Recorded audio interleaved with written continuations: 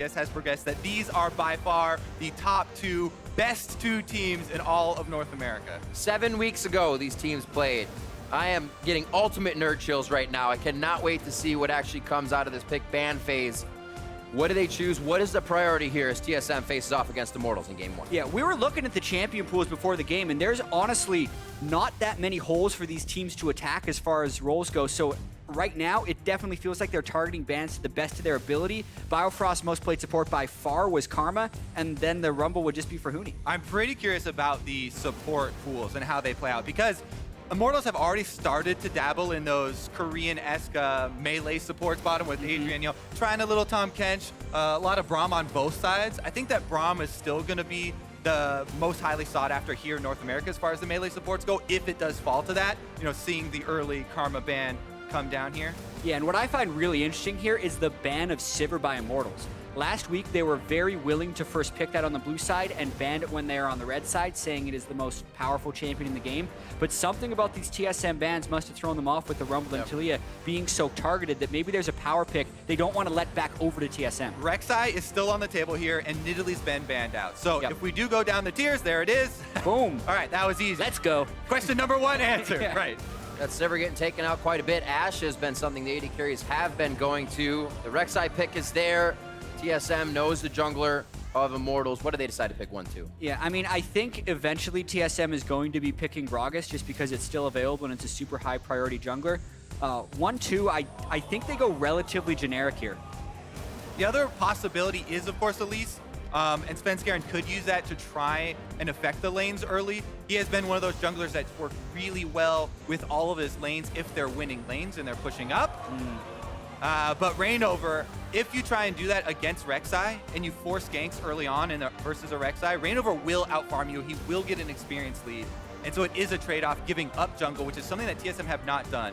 They've been controlling both sides of the jungle in most of their matches. Whoa. Wow, well, a lot of crowd control locked in that first lock-in for TSM. They decided to just go straight with the dual lane, and also with one of DoubleLift's lesser played champions. It's not like he doesn't know how to play other AD carries. He has the 21 Lucian games, which everyone loves to point out so far, but like when he's performed on when he's played other AD carries, he's been great. So this is clearly something TSM want to have against Immortals, large amounts of crowd control, so they can dictate the engages. And it has been TSM who have been kind of following tier lists. And to me, the tier list of the utility AD carries right now is Premier 1, Sivir, all around, then you drop down to Ashe, then you go to Jhin. And so it's kind of TSM once again kind of dropping down that list. And Bjergsen does pick up the Ashe, and we'll have to see what Immortals can answer with. Jhin is definitely a possibility for WildTurtle. Also been a great sniper. Also quite reminiscent of what they tried to do against Immortals in Game 3. That crowd control on the Tempered Fate was a Zilean bomb. Now it's an Ashe arrow, and there's that Jhin you talked about falling back to AD carries and the Soraka. Yeah, and I'm getting some flashbacks coming back to the first time these teams played in Week 2. Immortals took Game 2 of that series behind a pretty strong performance by Adrian Soraka. Yeah. And Game 3 had some epic ultimates from Biofrost Bard, which were chained with Bjergsen Zilean. I don't think they'll pick it here, but there's a very real chance they pick it at the end of this draft. Also, I'm just looking at this Champion Select, and this is the second round here from Immortals. The Hecarim shows up. They are picking Soraka and Jhin into the Bard, which is very scary. Just in lane, you know, Bard Flash, Ignite, and stuns are scary for Soraka, but also Bard Ultimate can immediately stop Jhin Ultimate here. We're very far deep into the Champion Select, though, as we're already on the next round with the dive comp of Shen and Hecarim being picked up. Yeah, and before Immortals locks in these picks, the one thing we did notice is neither of these junglers had played Hecarim yet in the split, even though it's incredibly prevalent on the 6.14 patch in other regions. So this is pretty huge for Svenskeren. It's going to require him to give a little bit of jungle pressure over to ReignOver the very early game, but it could be huge in big team fights against the Jhin and Soraka, who are very vulnerable to an ulting Hecarim. Definitely curious as to if this dive will work out for them, because TSM have so much initiation. So much initiation into this Jhin. Like, WildTurtle is going to have to play, WildTurtle and Adrian are going to have to position extremely well. There's the Malzahar, though. Has not received the nerfs that are on live, by the way. This is still full power on the passive for Malzahar. Very, very strong champion for the mid lane, dropping all the way down here to the last pick. Let's see what Bjergsen's got to try and counter it. I've seen Zilean actually work fairly well against it, and I think Zilean would fit fairly well with TSM's composition as well. Another point on the Gangplank pick from Immortals, because TSM decided to blind pick the Shen, Gangplank is a spectacular matchup against the Shen. It's almost impossible for the Shen to deny a lot of farm to the Gangplank, and there's the Zilean.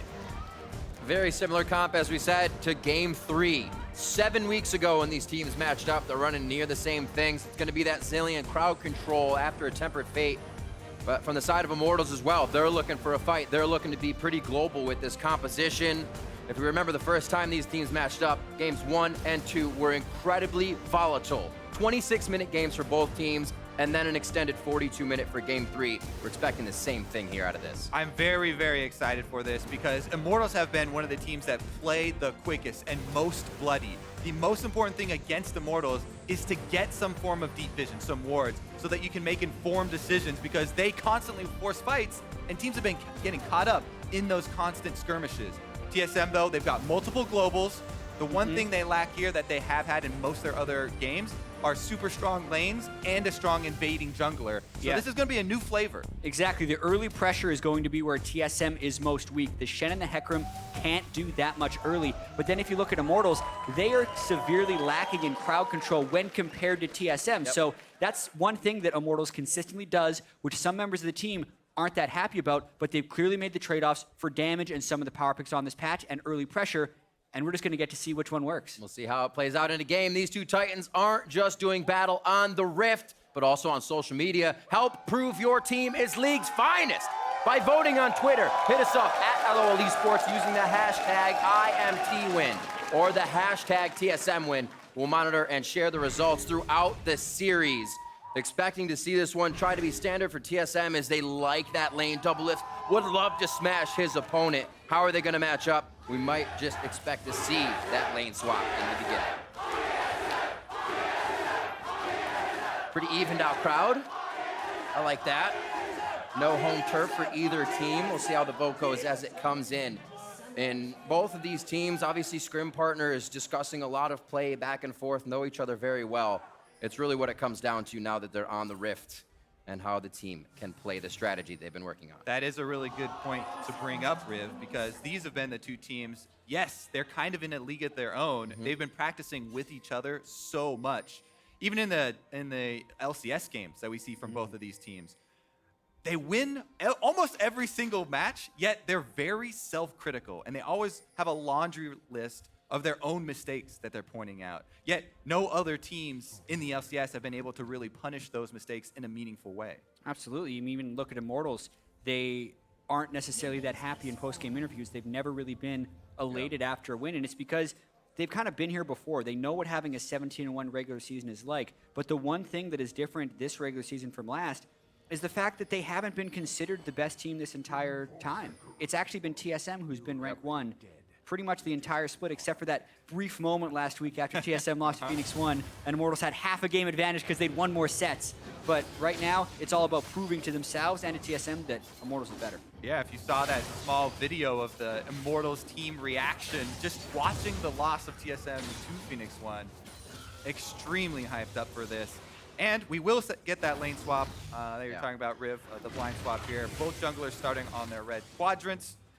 By the way, I highly recommend, if you are doing the Hecarim jungle, even though it has been nerfed on live. Oh, never mind, there's some action. That's a little tricky. That's an early exhaust. Hey! Whoa! Dodging out some stars. Hauntzer almost sees a few himself.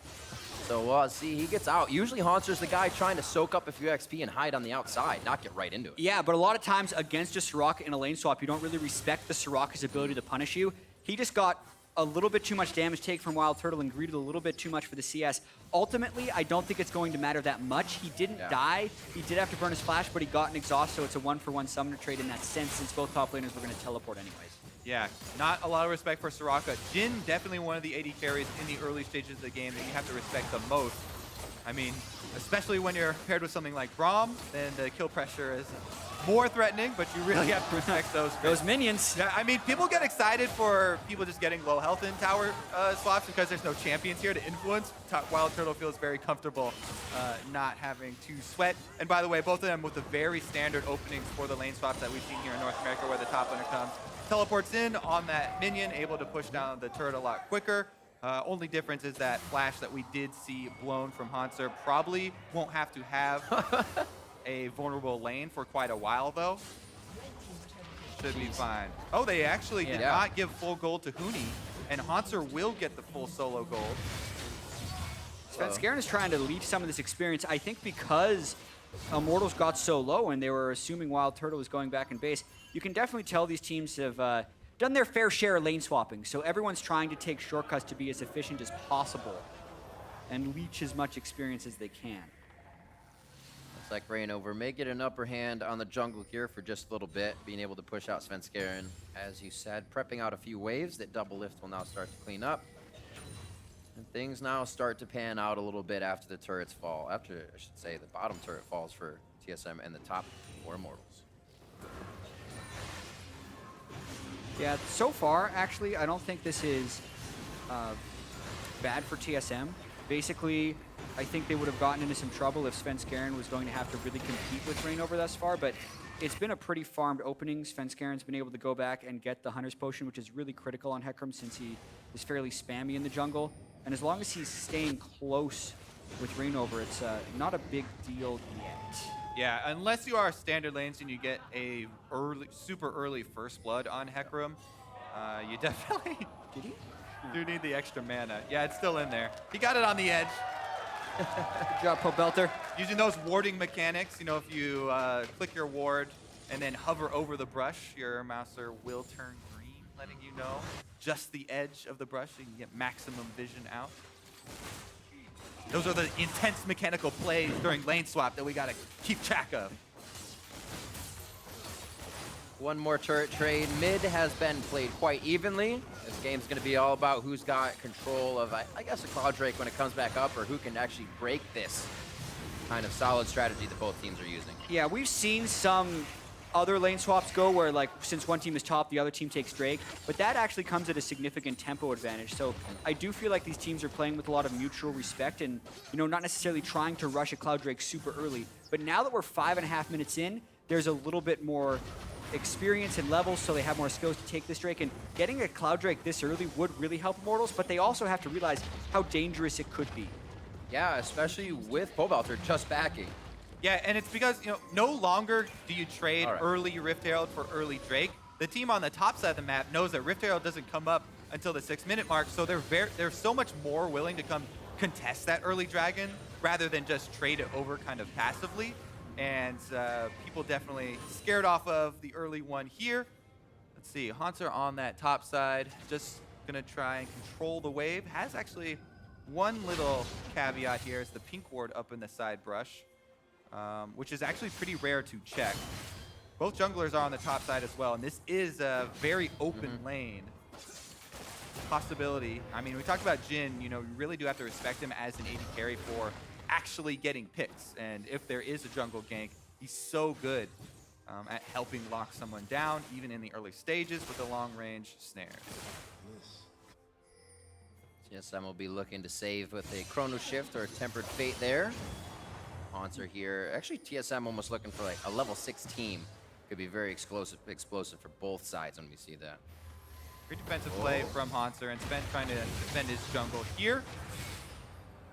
Yeah, definitely losing a little bit of control. I like the fact that ReignOver is syncing with Adrian for aggression, so they're already making sure the top laner isn't there for a collapse, and that allows ReignOver to get early access to this red buff. So yeah, it's a very nice job by ReignOver, taking advantage of some of his early power.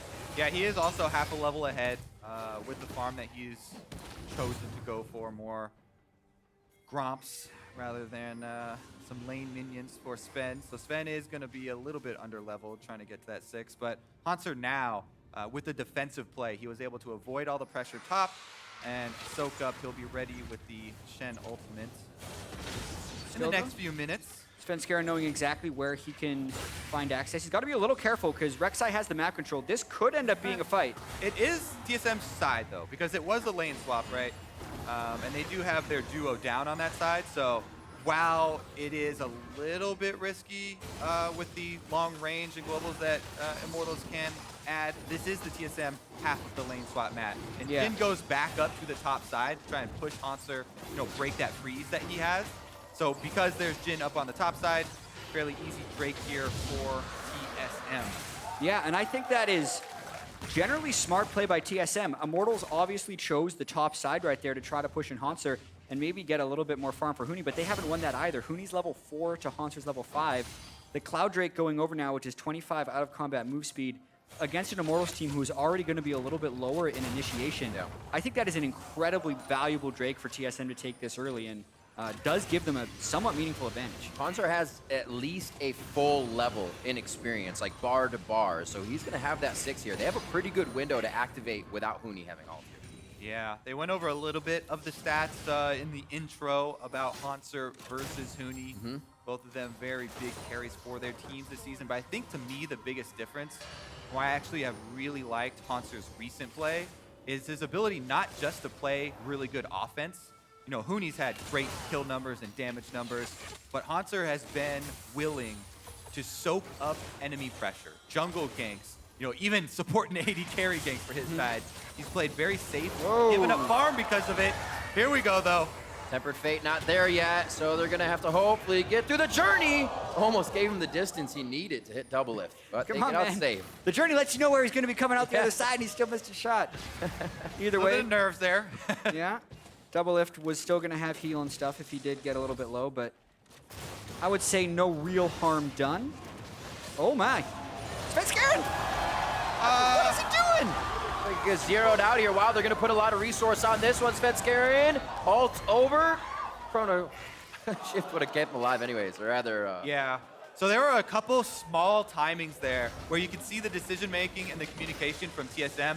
Svenskeren wanted to say, and he was hesitating to use his ult to get out because Bjergsen was communicating, I'm coming over with Zilean ult, you know, maybe we can fight this. We also have Ashe Arrow Global coming in. There are so many pieces in this TSM comp that they're trying to coordinate there, and they didn't necessarily have the communication before Svenskeren went on for that kind of abrasive steal, you know, a little bit heavy-handed there, decided just to, in the spur of the moment, to go for it, but they almost were able to, you know, coordinate and clean it up. Immortals do get a few cooldowns out of it, though. Very, very close to being a fight, but I do feel like Pobelter very quickly, all things Svenskeren, just kind of took away TSM from their setup opportunity. Plus the sync wasn't quite there. They would have needed Bjergsen to be a little bit closer. Oh, Hauntzer knows the advantage, his boundaries against Huni, and he can push them right now, 2 levels ahead. Huni stands to soak up this CS over and over now, but still hasn't been able to help the team too much. Usually see Immortals on the forefront of these plays. It looks like they're taking hits just about everywhere on the map. Still 17,000 across the board, though. 2 turrets for each team. It seems like TSM has been able to get under the skin of Immortals a little bit more, though. Yeah, I mean, there's a very, very minute lead here so far for TSM. It is a little bit of gold plus that Cloud Drake, that we do have to remember is sitting in the bank for them. Now, where this game really is going to break open, though, is going to be which team does have the vision and gets the pick. I talked about really early on in Champion Select trying to make informed decisions versus Immortals with some deep wards. Both of these teams have so many tools to try and pick someone off if they're out of position, if they're in an extended lane. You know, Huni, while we talk about him, you know, he's a little bit down in farm and he's just trying to cash in on the Gangplank right now. He also has that global. While it's not traveling there himself, he can add the ultimate, and they both do have teleport. Here goes the gank on the top lane, though. ReignOver is going to give him a little bit of hell here. Be able to close the distance very nicely for himself. ReignOver might have to think twice. Yeah. We have to keep in mind they're trading map pressure for this as well. Like, TSM was ahead on tempo in the bottom lane because they're technically getting some turret pressure. And with Drake coming up in 2 minutes, the vision control you were just talking about, Kobe, the 3 pink wards that TSM has would be placeable in the Immortals jungle and can give them control of the Infernal Drake. Yeah, I really like how Hauntzer's playing this. I want to re-emphasize that theme of him. There's the defense. You know, soaking enemy pressure. And even there, he's going for trades. He's going for advantageous trades. Taking health off of the jungler does matter. Even though he's not going to 2 versus 1 those guys and actually kill someone, he's not using a lot of his health by using his shield and the Spirit's Refuge in those little trades with ReignOver. And he's taking up more of their time while TSM do work on that red quadrant that you're talking about. Yeah, and it almost looks like Immortals is taking a very late game approach to this. The scaling of Gangplank and Malzahar is pretty immense, and you could make the argument that Shen and Hecarim have, you know, minor late game fall off, even though if Hecarim gets going, he really gets going. It just, based on the way they're playing this, with Huni going for a call, and the way they're just kind of trading away some of the Drakes, I think it looks like Immortals isn't looking to make a power play early. Yeah, I think that they're just maybe a little bit cautious. No team really has this like super power spike later that they're going to cash into, and it is going to be so much about this setup. We keep on saying, you know, how close this game is right now. It's getting pretty tense, and neither team wants to make that big mistake that's going to blow it wide open because it is so heavily punishable by the long-range abilities that both teams are, you know, packing right now. If we look to the late game and Immortals do run into this TSM late game comp, ooh, man, Sven gets a poor trade right there with ReignOver. Yeah, that's actually really critical because TSM no longer has any pink wards in the territory of Immortals. Svenskeren is at half health with no real way of healing up, and maybe they try and fight them over this blue buff because pretty much everyone could have access to this fight. And be careful about losing health over a blue buff fight if an Infernal Drake is coming up. That is extremely important for the mid game here. Trying to bait a little bit. Bartol misses. Are they still going to go there? Shen! Adrian gets the onslaught of shadows. He's got one bomb on him. It's going to be Hauntzer coming in with the ultimate. Adrian's getting his way out, but Hauntzer can finish that kill. Huni's looking to set up some barrels, but now he gets targeted by Svenskeren. DoubleLift over the wall with Ashe. Nobody has fallen yet. They're getting out. Svenskeren dodges just to the right, and everybody lives. The Zilean and the Soraka saves right there. Oh, they're not done, actually. It's because the Infernal Drake is still there, but no one has the resources of it. So it's a battle between, you don't want to recall too early, but you also don't want to stick around too long so the other team can heal up. Immortals is sticking around for the blue buff, maybe more. Oh, everybody's going to head right back out onto the field because of that. There is also a big TSM wave pushing top. You always got to keep track of the side waves when you're playing Immortals. Immortals will constantly force these skirmishes and try and hope that you get caught up in the aggression and lose track of those minion waves. We say that, but against every other team, it's Immortals wave that's pushing in. Here, it's Immortals that has to catch the wave. When the top laners teleported into that fight, Hauntzer was 2 levels above Huni and brought more power to that fight. So both these teams are spectacular early game and great at wave manipulation. In this particular case, it was the top wave that was actually in favor of TSM, and that could potentially give them the Drake. Now, a big difference in that fight with the next fight is that the dives...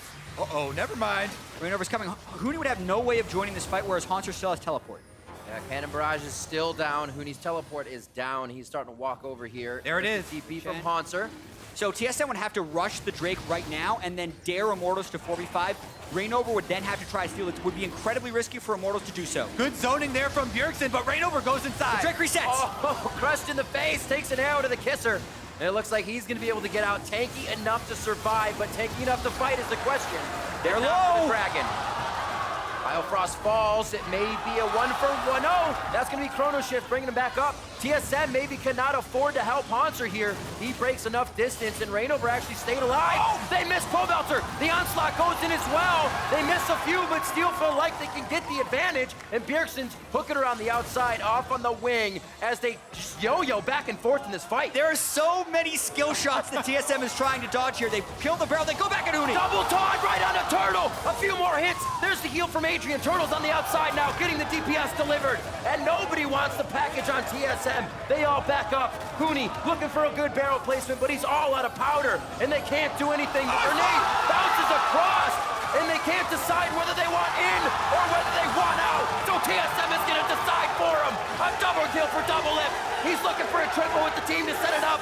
One bomb. Bjergsen doesn't have the mana. Svenskeren charges forward, and the auto attack comes through from Bjergsen. The trepid play from both teams here. Each team just throwing jab after jab after jab for 30 seconds straight, and they finally break it open. TSM gets the extra kills and start. Uh-oh, ReignOver still fighting over wards here with Bio, who was the first person to go down in that fight. Both teams were pushing incredibly hard to try and make that happen, and maybe it seemed like TSM would have taken too much damage for this Drake, because Huni is slowly running over, and with the Drake resetting, TSM takes a lot of poke for Immortals, but they also hit a lot of ReignOver for damage. But those little Voidlings actually stack up and get TSM quite low during this fight. So then the root lands from WildTurtle, and it looks like with the flash from Pobelter, it's all going to turn. That's when the patience of Bjergsen kicks in with the Chrono Shift onto Shen, and it delays. That's really all they were trying to do as the poke was flying back and forth.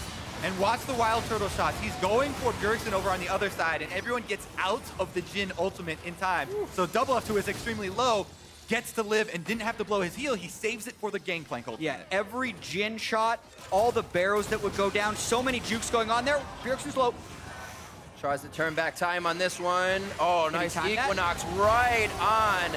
The Tempered Fate as well coming through. Bjergsen walks out of that one. A few ultimates used, though. They might lose pressure here in mid. Yep, a lot of cooldowns burned here. This is, again, DoubleLift pushing a side lane. This is one of those things that people have been talking about for a long time during the season that some other team might be able to punish, but TSM have not been punished for it so far in the North American LCS. Immortals are trying to take a turret for it, though. ReignOver got turret aggro, and we have to remember, even though Immortals does have the Malzahar and the Jhin to initiate, both of their ultimates were down right there, and the level of initiation on Immortals is not the same as TSM. So when TSM has 3 people defending the mid turret, it's much harder for Immortals to punish, and TSM holds that while still getting the wave pressure.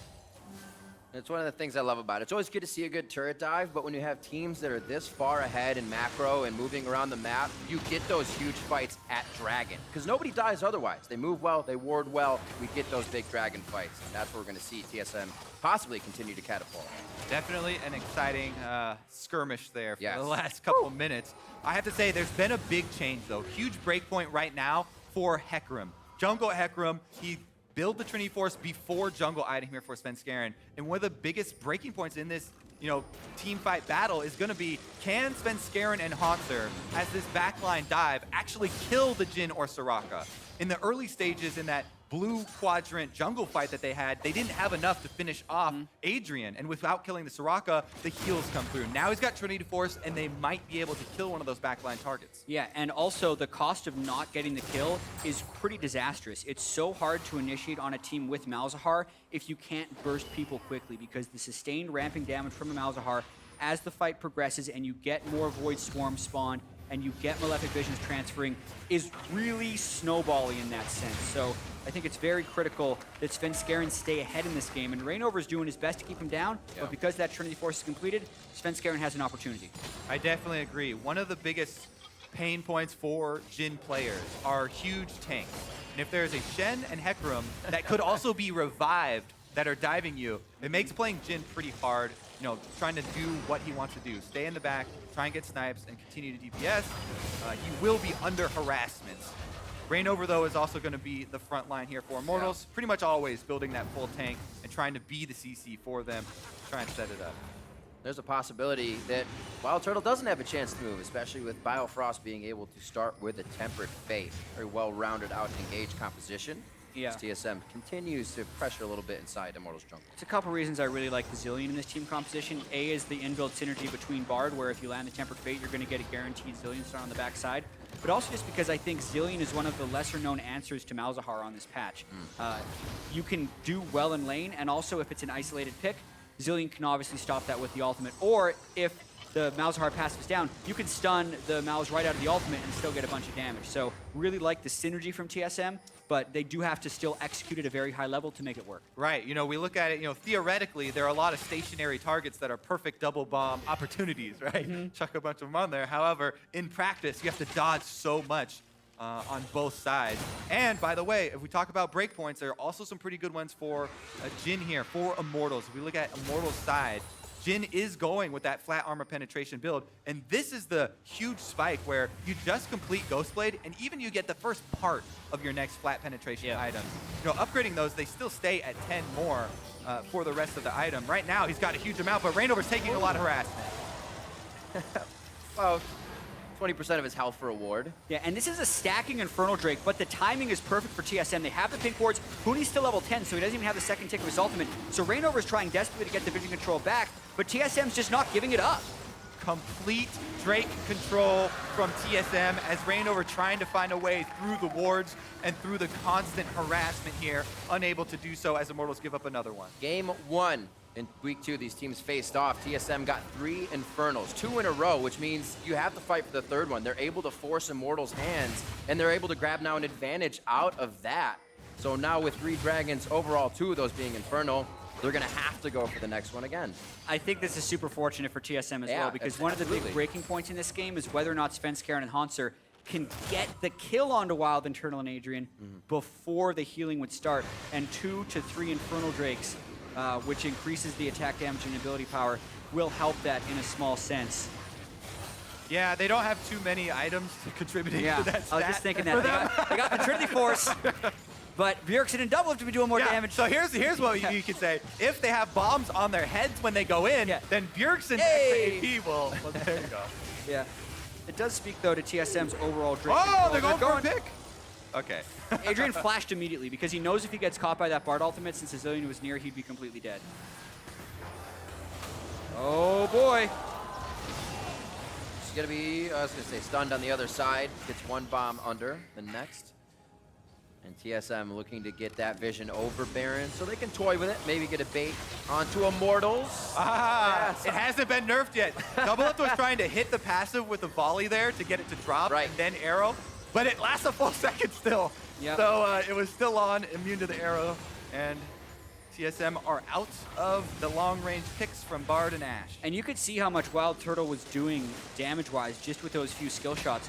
Pretty much the only person that is somewhat immune to that armor penetration build is going to be Hauntzer, because with Svenskeren going for the Trinity Force, even when he completes his Cinderhulk, he has no armor items as of yet.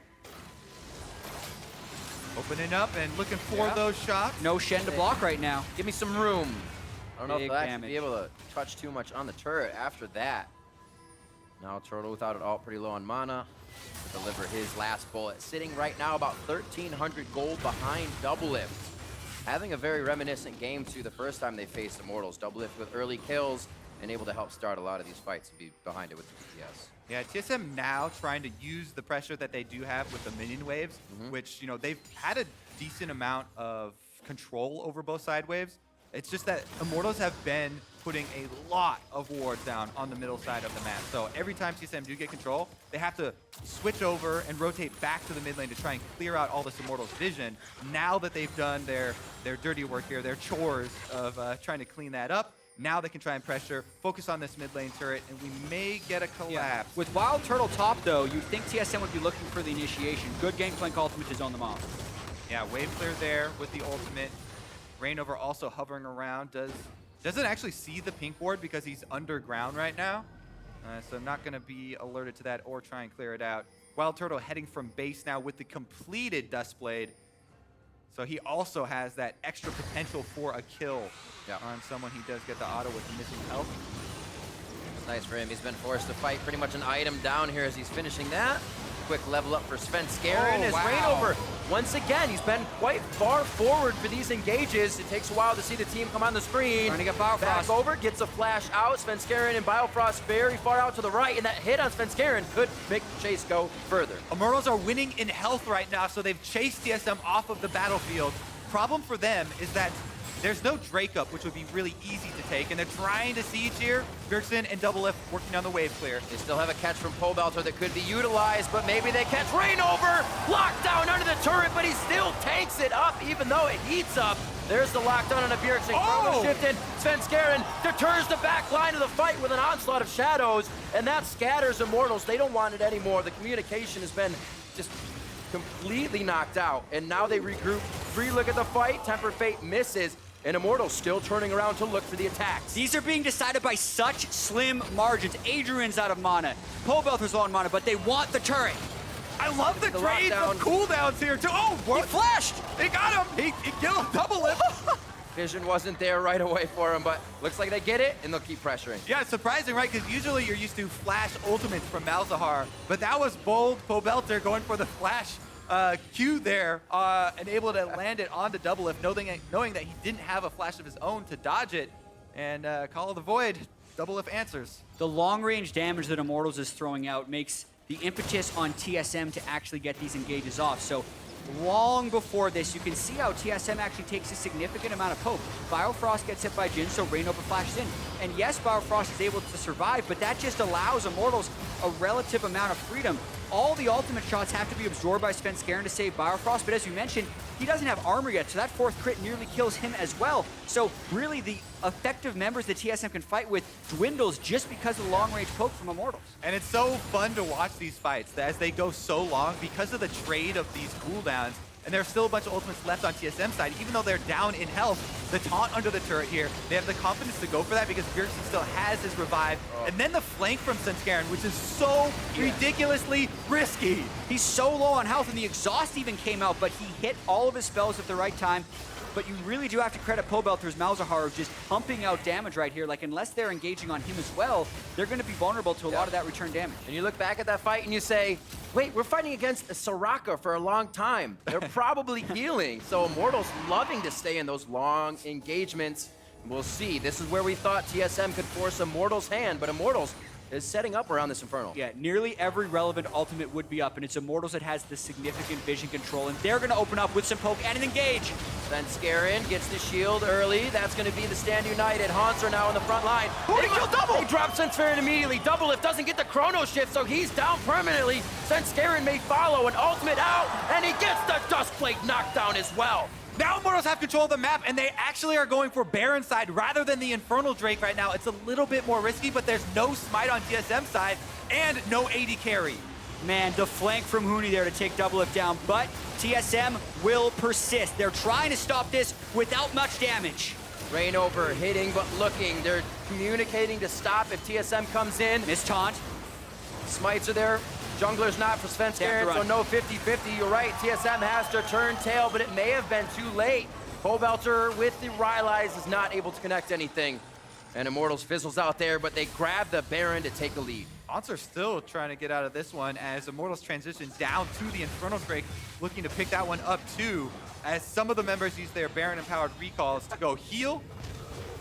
And Immortals is going to keep vision until they try and get back. TSM, though, they're looking like they might try and rush it, as Svenskeren's headed down with the smite as well. This could be another fight, though, because Huni still has teleport. Yeah, and his ult is coming up soon. Even if TSM get this Drake, I wouldn't be too surprised to see Immortals try and chase for a fight.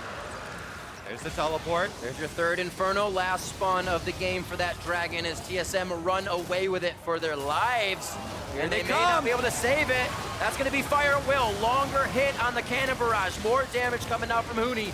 And it looks like they try to solidify some kills on the DoubleLift. He's down, he's up, and he's down again. Now onto Hauntzer. They're able to drop him. And Immortals is going right back through the batting order after TSM get another Infernal. That is going to be huge because they have Baron to push with now, so they can take a bunch of structures as well, and this gold lead is going to balloon here for Immortals. Yeah, this power play by Immortals is very impressive. They're never allowing TSM the proper setup, and they're always putting TSM on their back foot.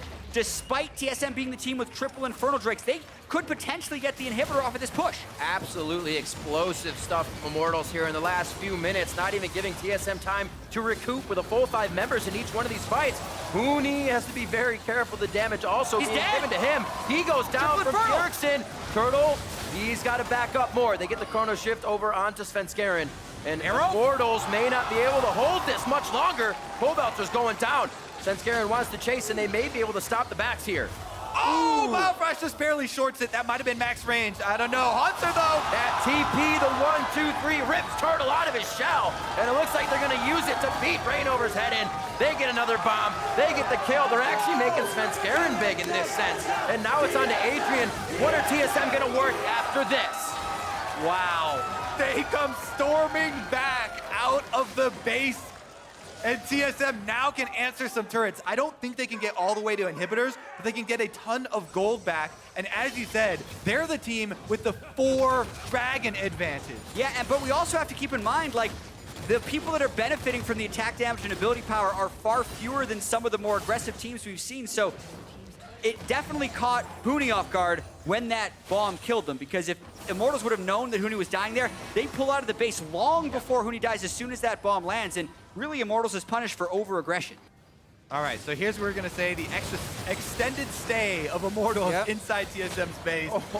Yeah, and they're like, oh man, we have to run, but Svenskeren is all about it, goes right for WildTurtle, the Zilean ultimate is true, and then the Ashe ult comes through and catches Pobelter. That's really the breaking point for the ace, but it just keeps going, guys. All right. Ult on. Okay. Flashes up. Yeah. And he's out of there. Puts on the quick shoes. I have to say, this is a much more frantic game than I expected. Yes. From Immortals and TSM. I would say that these teams are not playing as clean as they have against a lot of the other opposition. I'm not sure whether that's because they're matching each other or if they're just a little bit nervous because they're pushing each other really hard but making a lot of mistakes. When you feel like you have the upper hand and the full team is behind you, sometimes you just keep going for it. And it seems like both teams are riding on the same mentality right now. 11-6 as things seem to calm down, but the action's gonna return right in the top lane here, 33 minutes in. And TSM is trying to put the pressure back down. That pick is huge. This That's one coming onto too. Adrian. ReignOver tries to get himself as a meatball in between. Svenskeren farther to the back line with the ult. They drop Adrian immediately, and ReignOver may go down as well, trying to be a bodyguard. They have everything they need on the side of TSM, especially the members of Immortals falling right in front of them. It all starts with Pobelter getting picked off, and it's really just been all downhill since Immortals was pushing that inhibitor. TSM did also get very low, though, from that, so I don't know how much they're going to be able to accomplish. Now we're seeing the ineffectiveness of the late game Jhin also versus people with lots of health and lots of armor as well. People, I mean, the front line here for TSM just stands in front, and they can have a protected exit as they leave behind ruins of Immortals base. Couple things, though. Huni's getting incredibly strong. His damage, we already saw before he even completed his Infinity Edge, was able to one-shot DoubleLift in teamfights. Right. The damage from TSM, even though they have 3 Infernal Drakes, does look like it's falling off a little bit. Unless Bjergsen gets clean double bombs, if DoubleLift is focused, TSM's damage does seem to disappear a little bit. Everybody gets true damage, though, if the Elder Dragon goes to TSM. That will not fall off, and that is going to be a pretty big point of conflict here on Summoner's Rift, as both Baron and Elder Dragon are coming up. Immortals can't afford really to trade those at the moment, because whichever one TSM gets would be a pretty big swing for them, and have to sit around waiting for a pick. I still think this is going to be incredibly close. For all the over pushes that Immortals have had, for all the Drakes that TSM has picked up in this game, it can still very easily just come down to this fight at Elder Drake.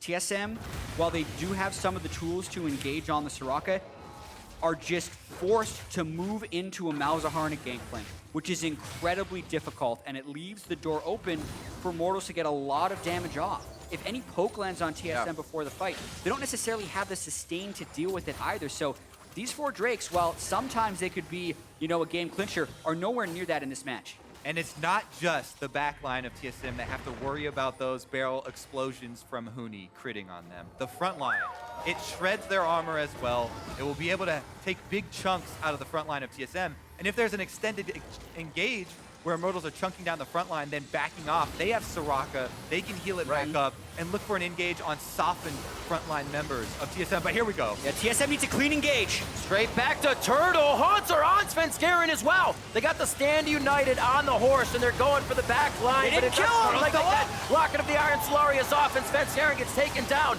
Now Immortals has a chance to look at the fight. Priority target. What do they want next? Hauntzer's in range. Hauntzer's going to be going down, and TSM tried to bite off more than they could chew. What front line? It's all gone for TSM here, and Immortals now control the 2 biggest objectives on the map. They can take the Elder Dragon first. TSM, are they going to risk a trade? TSM needed the clean engage for that one, and they couldn't get it. And then you saw everything we talked about come to fruition there with Immortals coming back. I think TSM want to try the trade, but it's way too risky because since they lost their entire front line, they would have no way of warding off an Immortals collapse. Timers don't match up. There's nobody to tank Baron. There's also no smite for them. It would actually be insane for them to go for that trade. So just putting crazy ideas into their heads. And they actually don't take the bait, just lay down some vision. Forcing TSM's hand now, knowing it could be, once again, another 50-50 as ReignOver takes a bit of damage here, but prepping the Baron for his team to arrive. This could be really risky. They may not have the Baron dead by the time TSM can engage. The Bardot will delay. Hecarim is coming, so is Shen. This could be another fight. Ashe arrow Svenskeren ready. in range, they pause it. No flash or heal for Turtle. Smite could come in. The hit actually goes over to Turtle with the last shot. Svenskeren doesn't have a way to get himself out. Chrono Shift is there. They're looking to avoid Svenskeren, and it wears off. He goes down. They got Turtle. Great timing so far coming in. And Huni! Svenskeren stays up. They're going for ReignOver. Adrian on the top side now. Huni goes down. This is 50-second timers, and they're going to finish out more Immortal members, and they may be going for the base. Immortals get the Elder Dragon and the Baron. good, but TSM are gonna run through the base. They already have the minions. 4 people's are Immortals it down. This game is impossible to really predict. This is probably it. ReignOver is basically throwing himself at TSM right now. There's nothing he can do to stop this, and he knows it. Heads back to the fountain for more HP to possibly make an even longer fight happen here at the Nexus turrets. He's got 16 seconds on Turtle, and that may not be enough. ReignOver sitting in the mix, knows they're gonna have to start thinking about game 2 already. And Team Solomid is gonna take their time, think this one through before they take down the Nexus and take a game 1 38-minute win over Immortals. Riv, this game was ridiculous. And I'm trying to put my head or wrap my head around why it was so. We have heard so much from these Immortals and TSM, basically detractors, saying they take so many risks that go unpunished. But I feel like this game was actually the teams punishing the unnecessary risks that each other were taking, because a lot of those things that Immortals would get away with in the regular season, they weren't getting away with, and TSM was the same. They were also a little bit more hesitant to pull the trigger. There was so much more trading of cooldowns and ultimates and positioning than there was full commitments to these team fights. That's why we kept having these extended team fights over multiple reses of people and, past a minute long, where we had many people coming back into the fight. Yeah, and it just got down to so many different trades. The game number 1 definitely didn't disappoint. It was like both teams trying to feel each other out, waiting until they got the confidence to go for the full commitment. And up until the last second, still trading. Yeah, it was bouncing back and forth and back and forth. And there were 2 moments where Immortals actually kind of gained a lead in the game when they were pushing the bottom lane, and then also when they had the Elder Drake. But 30 seconds later, it was back for TSM because Immortals was just trying to push too hard. After they'd been a little hesitant to get there, it was very strange. It's because, at first you're hesitant to get there and you want it so much. And then as soon as you can see it, you get a little bit overreaching there, a little bit greedy, stick around too long. I definitely share in your curiosity, Jatt, of the fact that it got so intense. Both teams broke the mold of things we really haven't seen from them before. So we'll see if that's fixed up going into game 2. TSM gets the win, and we're going to take a deeper dive into that explosive game 1 TSM victory. Right now, we're going to send it back to Dash.